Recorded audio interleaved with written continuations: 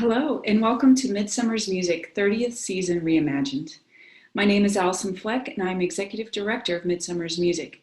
On behalf of the board, staff, and musicians, we are pleased that you are joining us for Midsummer's Music 30th Season. This summer, we present 6 programs online with several offerings weekly. All streamed events are free, and we're thankful to our sponsors and donors for making that possible. For the complete schedule, please visit our website or our Facebook page. A little bit about Midsummer's Music. Midsummer's Music was co-founded in 1990 by Jim and Jean Birkenstock, longtime Door County summer residents and principal orchestral players with the Lyric Opera of Chicago. In 1991, Midsummer's Music performed 3 of its first 5 concerts at Door County's annual Fyrvall Festival, celebrating this area's strong Scandinavian heritage in the summer solstice, when daylight is so prolonged in contrast to the long winter nights. The Birkenstocks were inspired to create something that embodied this joyous spirit and to spread it beyond the solstice throughout the year. Rather than celebrating a specific date, Midsummer's Music celebrates the spirit of the solstice celebration, fine music, food, and friendship, in stunningly beautiful locations.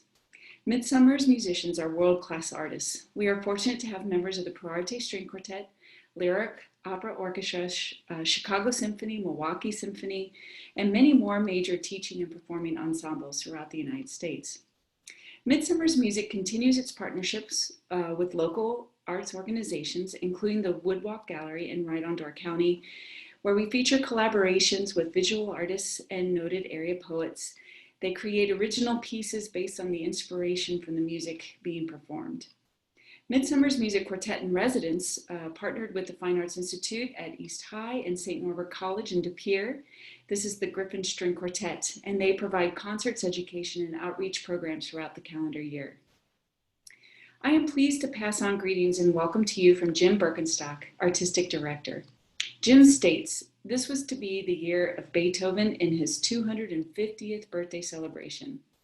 We plan to celebrate that birthday all year long and therefore bring you our original season planned for 2020 in 2021. So this year, instead, we turn to a new set of programs which are highly diverse and inclusive, featuring the works of 5 female composers, 4 composers of color, and a wide range of nationalities. Thank you to Lisa Flynn of WFMT for hosting this program, WPR and Door County Daily News for their support, WriteOn Door County and Woodwalk Art Gallery for their collaboration, and Violin Channel for their promotion. Please visit our website and learn about our various programs, including the 30th Anniversary Gala, which will be held on October 10th.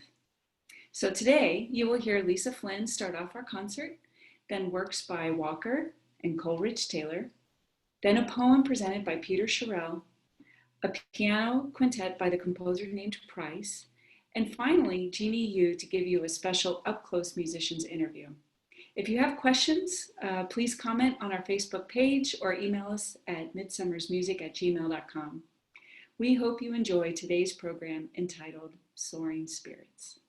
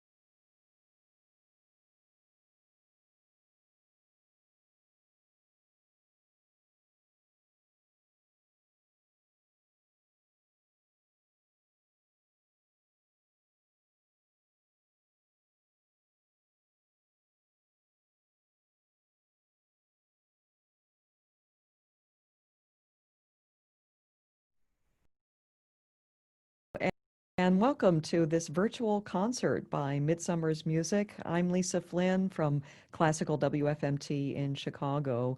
For many summers now, I've been going up to Door County and always have looked forward to attending concerts by Midsummer's Music. So I'm missing out on the live music just like you, but thrilled to be a part of this virtual season. We would like to thank the following sponsors for the Soaring Spirits program that we're presenting today: Jim and Jean Birkenstock and Sandy Zingler and Barb Johnson, and also the Miller Art Museum where this concert is being recorded. You can view the Midsummer's Music e-program book, complete with programs and notes, by going to midsummersmusic.com and clicking on the virtual events button at the top of the page. We also invite you to participate in the online fundraising gala, which is going to be hosted by Eric Lewis on October 10th, and that will include the auction of 10 violins that have been decorated by Door County artists, plus other silent auction items. And if you feel moved to contribute to Midsummer's Music and make a tax-deductible donation, that can be made at midsummersmusic.com.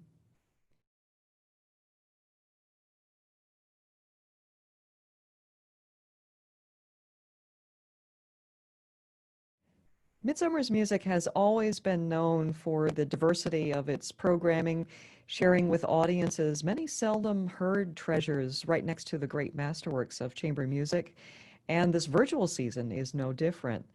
This year, they're showcasing works by women composers and composers of color, and especially on this program, Soaring Spirits, where we'll hear works by three composers of color: George Walker, Samuel Coleridge-Taylor, and Florence Price. We start off with the music of George Walker, his Lyric for Strings, which is actually a movement from his string quartet. This is a piece that packs an emotional punch in a short amount of time. It is the best-known work by George Walker, who was influential as a pianist and composer over a long career. He lived from 1922 to 2018. Walker achieved many firsts as a black artist. He was the first black pianist to solo with the Philadelphia Orchestra, the first person of color to receive a doctor's degree from the Eastman School of Music, and among his many awards, he was the first black composer to win the Pulitzer Prize in 1966. Like his contemporary Samuel Barber, Walker wrote a string quartet that would be overshadowed by one of its movements. If you know Barber's famous Adagio for strings, it began movement as a movement from his string quartet and was later arranged for a string orchestra. And Walker's Lyric for Strings was born as the second movement of his string quartet. It was originally titled Lament and was dedicated to his grandmother, who had recently died. And Walker made a version for string orchestra and named it Lyric, and it soon took on a life of its own. But we're going to hear the original string quartet movement, which is marked Molto Adagio. Here's the music of George Walker with violinist David Perry and Ann Palen, violist Allyson Fleck, and cellist Paula Kosower.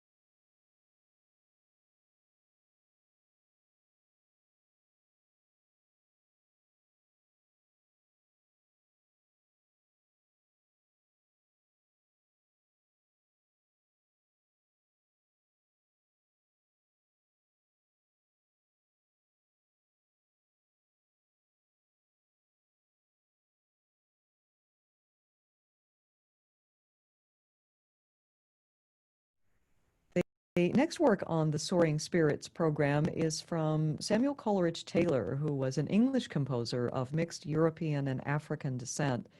He achieved acclaim and success in the early years of the 20th century, but he died tragically young at the age of 37 in 1912. He was born in 1875 in London and was named after the famous poet Samuel Taylor Coleridge. He attended the Royal Academy of Music at the age of 15. He started as a violinist and then eventually changed over to composition. And among his early champions were Charles Villiers-Stanford and Edward Elgar. Coleridge-Taylor's greatest success was his cantata Hiawatha's Wedding Feast, which was incredibly popular and widely performed by choral groups all across England during his lifetime and in the immediate decades after his death. In fact, it said its popularity was rivaled only by Handel's Messiah and Mendelssohn's Elijah. The success of Hiawatha's Wedding Feast led him to embark in 3 tours of the United States, and he was so well received that in 1904 he was invited by President Theodore Roosevelt to visit the White House. And he developed a deep love for the United States. He even seriously considered moving here. And it was while he was here in the U.S. and his time afterwards that his works began to explore his own African heritage. Many of his compositions were influenced by traditional African music, and this made him one of the most progressive writers of his time. The work that we're going to hear today is a set of fantasy pieces, Opus 5 for string quartet, written in 1895. So this was while he was still a student at the Royal Conservatory of Music. Each movement has its own distinctive character, and it really gives it the feel of a suite. The movements are prelude, serenade, humoresque, minuet, and finale. And I think you'll hear that this music is very rich and has warm harmonies and melodies. And you can tell that he was a very talented string player. He started off as a violinist, and he writes wonderfully for the instruments.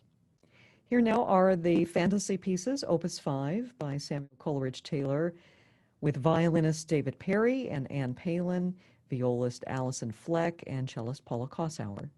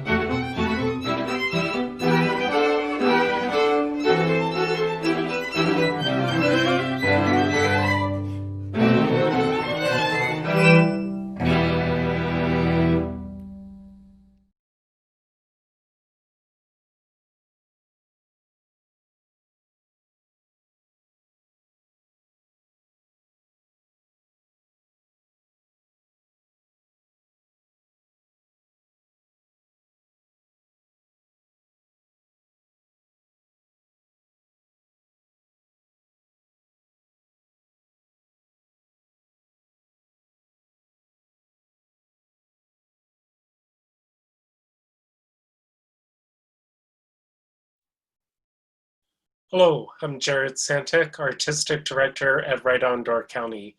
We're very happy to be able to continue our collaboration with Midsummer's Music to bring poetry to their concerts. Today, we're happy to have with us Peter Sherrill. Peter is a physician as well as a poet and makes his home in Forestville. Please welcome Peter Sherrill. Neighbors. His name was Jules, dairyman. His field backed up to Gramps' north pasture.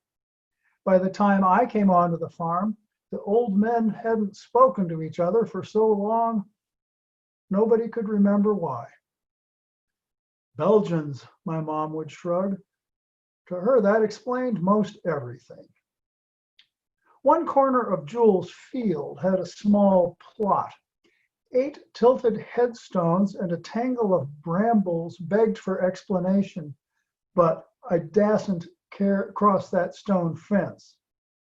Gramp forbade it, and he had an eye. I met Jules after the storm on Three Kings night. I knew it was him by his horses. Big Belgians. They could breast snow drifts no plow could budge. Nobody knew who asked for him, but as we struggled to help Gramp, there he was at the barn door, team hitched to the stone boat. With a grunt here, a nod there, he showed us how to gentle the fallen hay rake off Gramps' busted leg, then helped me lift him into the stone boat, patted him with hay and blankets. Jules took a snort of brandy and stuffed the bottle in Gramps' pocket. Then, the only 3 words I ever heard him speak, "Let's be off." And he reached his hand down to me, big as a spade, veins like tree limbs. 3 hours that night. The moon's cold finger drew black veins on the snow. Finally, Nina, Clark Hospital. Jules gestured me inside. As the nurses lifted Gramp onto the cart, Jules nodded toward him. Gramp nodded back, though their eyes never met. I know that for sure. I was still young enough to be staring. Jules waited till old Doc Geminer came. Would have waited outside if the nurses hadn't made him come in and drink coffee. The way home, the hay and blankets were mine. I remember trundling toward the city limits. Next I knew, I woke up in my own bed. Doc Geminer's long gone, of course. So are Jules and Gramp, who never did speak to each other, even to the day of the wake. Jules was last of his family. When he died, farm went to auction. The North Field went to the neighbors up west, except for the plot. Gramp bargained hard for it. Jules was last to be buried there. 9th headstone. Gramp paid for it. Saw that it was set straight and true. Same for the other 8. It's sort of a hobby of mine now to mow the grass there and keep the stones upright. Sometimes I go just to sit. And if the summer is right, there is a patch of blackberries that only I know about. The thorns are sharp, but the berries are the sweetest I've ever tasted. Thank you.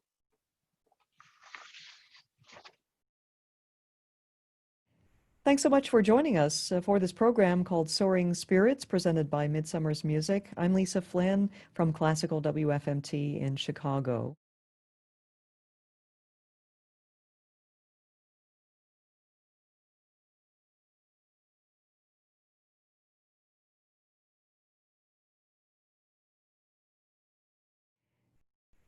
The next work on our program is by Florence Price, her piano quintet in A minor. And this is a composer I've gotten to know and love over the last few years, especially because of her long presence and influence here in Chicago, where I live. Her works are being uncovered, reconstructed, and recorded in a revival of this composer who broke so many barriers. Price was born in 1887 in Little Rock, Arkansas, and grew up there. She attended the New England Conservatory, one of the few conservatories in our country at that time that admitted African Americans.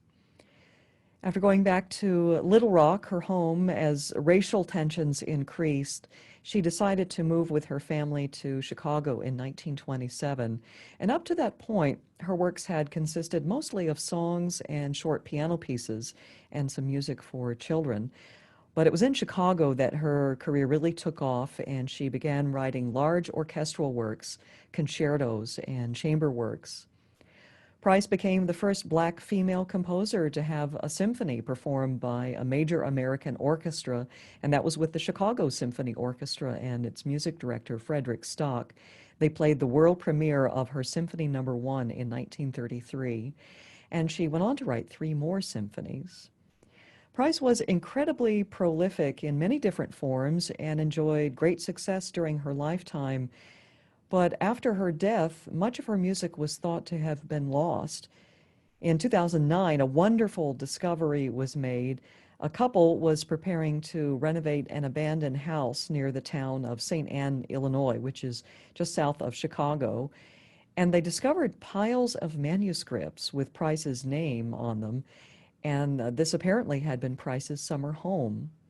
The couple then contacted the University of Arkansas and its library, where some of Price's papers are kept, and the librarians were thrilled to learn that these manuscripts were scores that were thought to have been lost. So recently, we've been reaping the benefit of this wonderful discovery with new recordings of her music. The work that we're going to hear today is the Piano Quintet in A minor. It dates from 1936, so just a few years before her symphonic debut with the Chicago Symphony Orchestra. It's in 4 movements, and throughout the work, you can hear the underlying influence of gospel music and African American folk music. And it's in the 3rd movement, especially, that her roots come to the forefront. It's titled Juba, which is a dance that was brought by enslaved Africans to South Carolina.